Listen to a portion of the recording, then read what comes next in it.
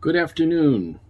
This is Lucky Links, and today we are going to discuss a topic that needs a little bit more discussion and awareness about dysfunctional tarot.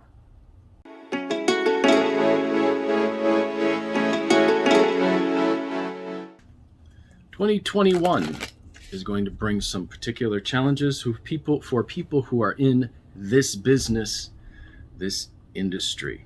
Things that people thought they could do very easily before, things that they thought they had a solid connection to, they will be finding, in some cases, are much more challenging now, or that they are not able to do what they thought they could before. So I suggest everybody watch very closely as that develops during the coming year. With that said, there is a subject, I think, that goes along with this that needs to be discussed. That is the idea of dysfunctional tarot. I have some clients who come to me and who have come to me over the many years that I've been doing this, who will go to psychic after psychic after psychic. And the person will read the cards for them, they'll do readings for them, and they'll say, yes, this event is going to happen in your life. I can't tell you how many times I've had a client who said, well, I have had 5 psychics tell me that my soulmate is coming this year, that I was going to get the job that I wanted this year, that everything was going to come together for me this year, and then it didn't happen. Now, there's many reasons that are a little more complicated than I can get into in this video why that happens. There are very definite reasons for that, and they're very important wake-up calls for people. But like I said, that's a little too complicated to get in a short video. But I do want to discuss some other aspects of this, because the idea that people are coming to me and there are people saying, well, this is going to happen, this is going to happen, this is going to happen, and then it doesn't, starts to set up a sort of dysfunctional relationship with the cards. People will get a certain kind of information, they wait for it to happen, they seem to be strung along by the information, and then they end up frustrated, they end up angry, they end up broken, they end up miserable. And then they come to me and they're all stirred up, upset. What's really going on? I had an experience that I'd like to share many years ago. When 9/11 was going on here in America and the towers were actually being hit, I sat in my bedroom watching the carnage and the chaos. And I did a reading during the whole event. And I asked, what's going to happen from this? I threw the cards, and what I saw made me so confused that I thought it must be a mistake. I must be reading these things incorrectly. I put the cards away. As things continued to move forward, I saw exactly what the cards had told me starting to come into being. What that taught me was that we are bound by the information that we believe is true in our ability to get an accurate read from the cards. There are people who, when they do readings, will not allow the information that comes to them to push them beyond their band of beliefs of the things that they are comfortable believing. And if something pushes them into deep water where they are not comfortable with that information, they're likely to recast the information, change the information, or edit the information so that it fits the belief system that they are comfortable with. I see this time after time after time. And in that particular case that I talked about, I was doing the same thing. I was editing it. I said, this can't be true. I must be wrong. But as I watched over the years since then, everything that it was telling me proved to be true. The problem was I wasn't comfortable with the answers that it was giving me.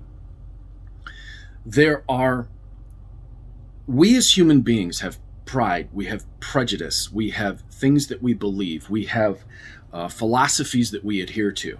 And when we get involved in something like this, what we get from the interaction with the oracle is many times likely to challenge our philosophies, our beliefs, those things that we define our identity by.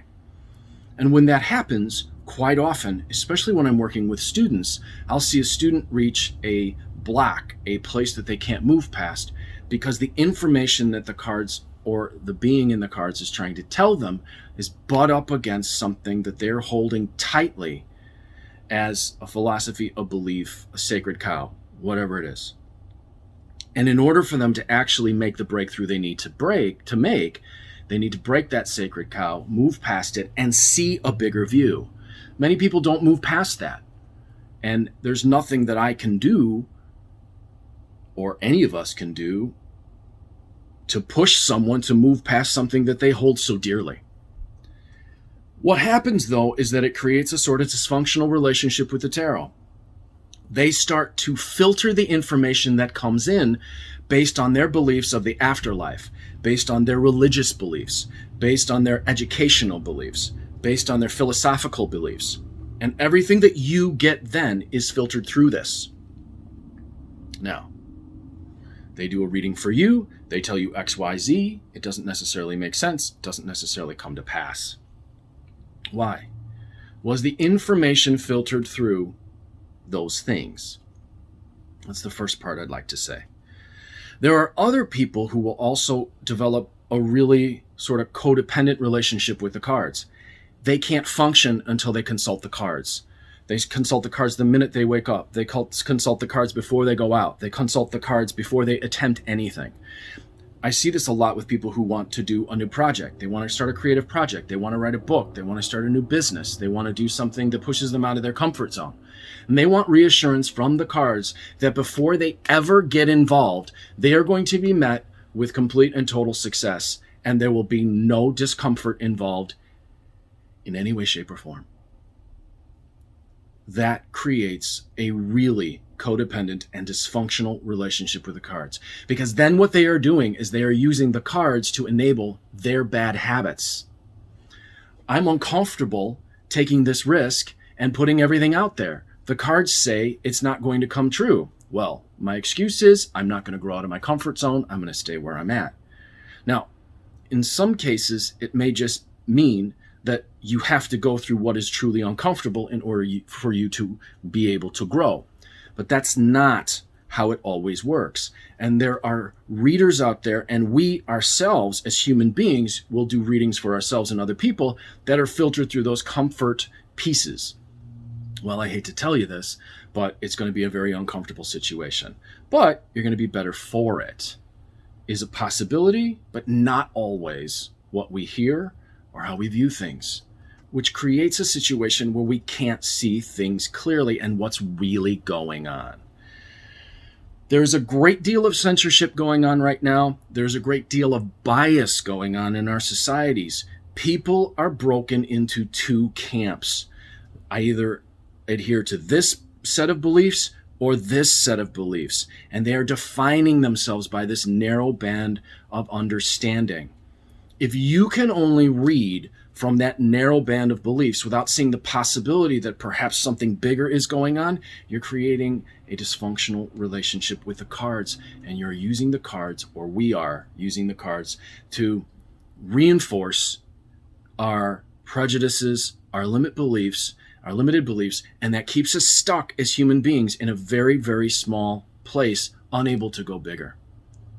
Signs that this is happening: you keep getting the same readings over and over again. It probably means you're not taking any risks. The same cards are coming up. It means that you're not acknowledging what the cards are trying to tell you. You're filtering them through a belief system, and it is not allowing you to see what they really are. There's another thing that happens. People will say, they'll see something that challenges their beliefs, makes them feel uncomfortable. And so they say, well, I'm going to do an intuitive reading. And they interpret the cards through that set of filters and call it intuition. Intuition has less to do with feeling comfortable, and being able to do this accurately has a lot to do with being able to see things for what they are and discerning the pieces of what's going on before you. There's a great deal of deduction that goes on here. There's a great deal of methodical thinking, and there's a great deal of process that goes on here.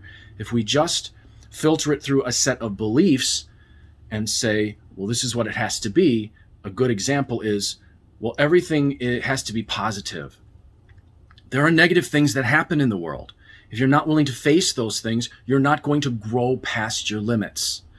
There's another thing that happens as well, is that people will get stuck on a situation and they will read the cards on it day in, day out, over and over and over again, hour by hour. And I know people who do this. They'll keep reading on a situation, hoping it changes minute by minute. They become so confused. They become so turned around. They become so completely immobilized by their lack of understanding that they don't know where to go. And what happens in these particular cases is, if you keep doing these things, the spirits will mess with you. If you're not willing to go outside of your comfort zone, the spirits will mess with you. If you have this belief in the afterlife that you assert is true, and you don't have actual experience and understanding of what actually goes on, the spirits will mess with you. If you think you're going to set yourself up as an expert with no experience and no ability to actually work with people, help people, and help them see the pieces, the spirits will mess with you. The spirits mess with us in order to wake us up. And sometimes what happens is the spirits will mess with us and will continue to cling to our pride, our anger, our pig-headedness, our refusal to see the truth, and then it gets worse and worse and worse and worse and worse. So just because we pick up a deck of cards, just because we can look at the meanings of the cards, does not mean that we get truth. We can still filter them through these biases, prejudices, limited beliefs. And then all we're doing is using this as a crutch and to enable our dysfunction and to enable our small view. Now, when that gets really dangerous is when we start to project that onto other people in our readings, and then they get caught up in our limited beliefs and our dysfunction as well. And that is one of the things that has been happening in the spiritual community for a very long time, and why people see people fighting with each other, angry, threatening each other, threatening to do magic on each other, gossiping about each other, talking about people behind their back, backstabbing, which is one of the these I hear this all the time from people. Well, there's so much of this in the quote unquote spiritual community. It's the same in churches. People argue about the color that the rug needs to be, or which hymn they should read. It's the same thing in educational departments. People fighting over theories. There's a dysfunction that emerges if we are not capable of moving past our limited beliefs, and if we are only using these to reinforce the things that we are comfortable with.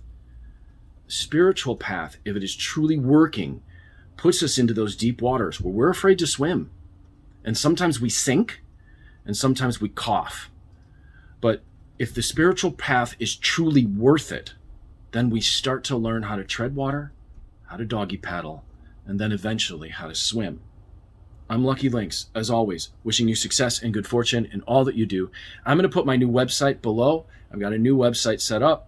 I've got a free membership happening on that website where you can see my daily astrological and tarot posts. I'm also about to start a membership where I'm going to be showing people, it's going to be $20 a month. I think it's going to be like $20 a month. Let me show people 4 tips a month on how to use the cards. I'll be doing playing cards, Lenormand tarot. If you're interested in that, write me and let me know so that I can start to get this set up. And if you would like to get a reading from me, 779-302-8009 or conjurehope@gmail.com. You can also look at my new website, which has got my products listed.